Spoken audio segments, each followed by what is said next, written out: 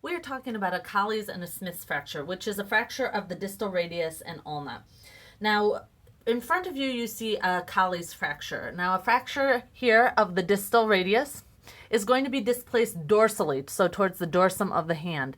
And this is going to make it look like an upside down dinner fork. So it's going to have that same kind of shape to the break as the dinner fork. We're going to see with both Colles and Smith's fracture that we need to be careful, because with that displacement we're going to get a lot of swelling, and it's going to limit our distal pronation and supination. So we're going to have to work really hard to get that back. The mechanism of injury behind a Colles fracture, I'm going to turn you just a little bit there, is a fouche injury. So it's a fall on the outstretched hand, which is our most common position to fall. A Smith's, on the other hand, or on the other side of the screen there, is actually a fall on the dorsum of the wrist.